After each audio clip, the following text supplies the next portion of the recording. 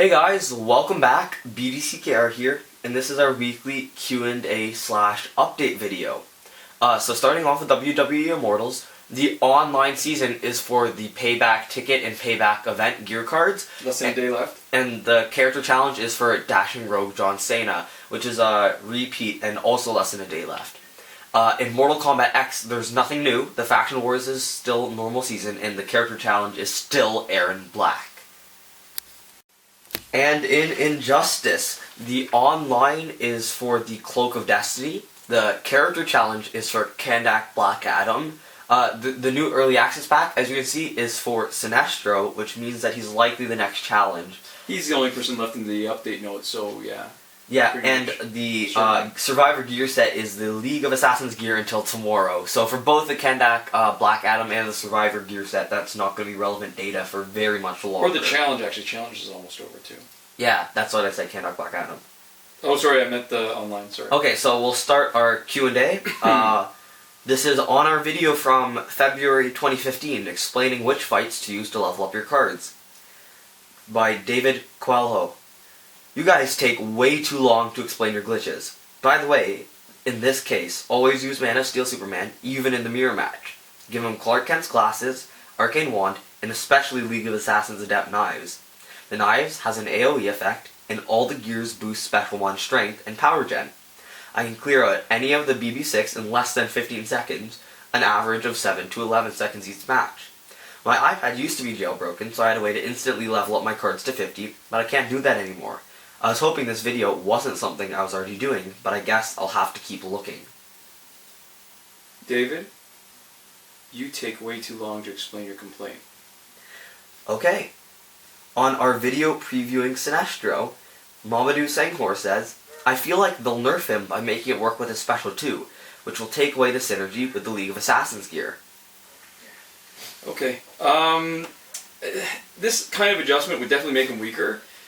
But it wouldn't be a big enough adjustment, especially if we're talking about facing him on defense, alright? So let's look at MP from the defensive point of view, because when we did the demonstration, obviously we were working from offense and he was actually really overpowered.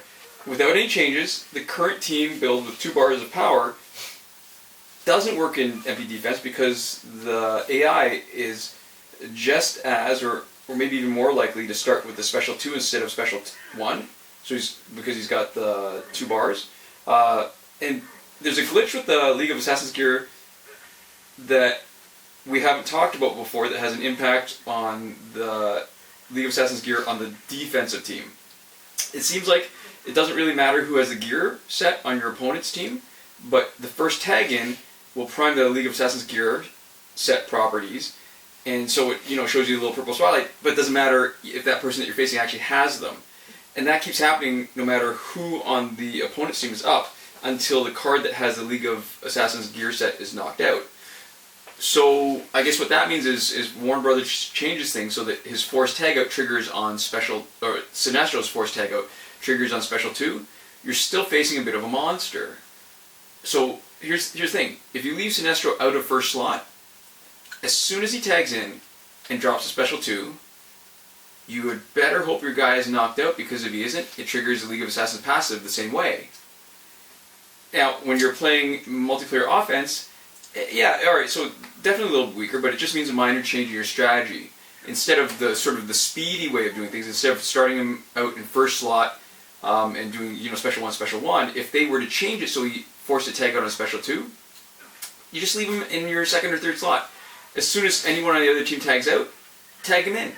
And then immediately drop a special 2. And then that's how you start your cycle of replenished energy, and then keep on dropping special 2s. So, granted, it's not nearly as overwhelming as being able to do it on special 1, but it still works.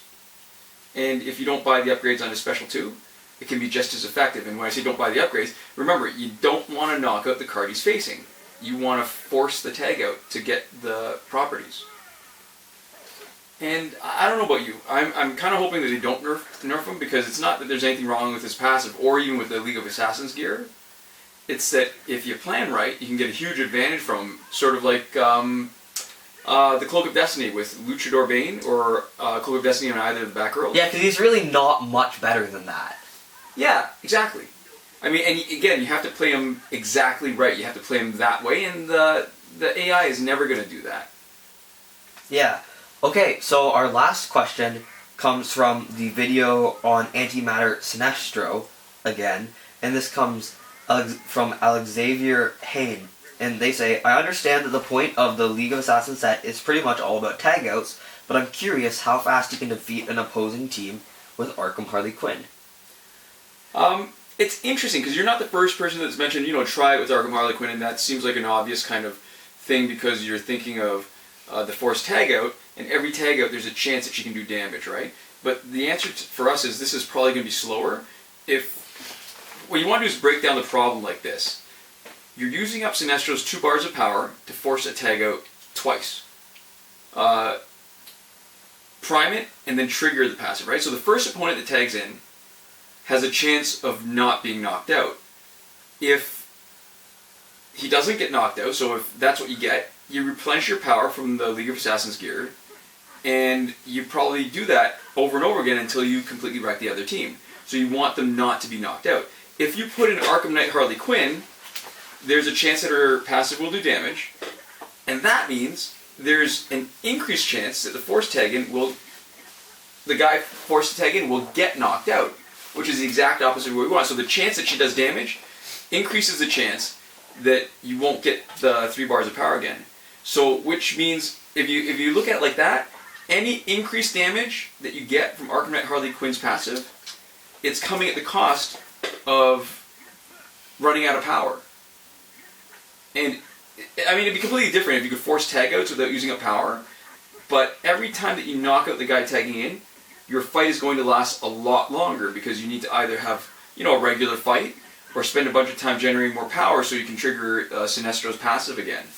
And if that's the case, so if you take out Regime Green Lantern, who has a power generating passive for Arkham Knight Harley Quinn, you're going to go slower. You're going to probably take more time in your battles with them. Yeah, so you could always just plan on gearing him up differently. Like if you weren't using the League of Assassins strategy, or if you didn't have access to the gear, Arkham Knight Harley Quinn would have good synergy with him. But if you're talking about the best case scenario for using him to his maximum level of efficiency is the League of Assassins gear setup. From everything that we can imagine so far, right? Yeah. So this is a better scenario than Arkham Knight Harley Quinn if you have the option, and then if you don't have the option, obviously Arkham Knight Harley Quinn would work synergy-wise. Mm-hmm. Alright, thanks for the questions this week, and we'll just let this play out. It's very close. Oh, we're going to have an unboxing soon. One Up Box has kindly and graciously offered to send us a free box to try out like we did more than a year ago, and we're probably going to not only do the unboxing, but we'll do a comparison video. Yeah, and I mean, we never say subscribe, and I feel like this would actually not really help to say subscribe, because anybody who consistently watches at the end of these videos probably already is subscribed. Dang. But if you like our stuff, like and subscribe, I guess, or not. If you don't like our stuff, feel free to dislike and unsubscribe. Vote with your views and your likes and your subscribes. That is your right as a citizen of YouTube. Alright, thanks for watching, guys. We'll see you next time. Yeah, bye. Komoda.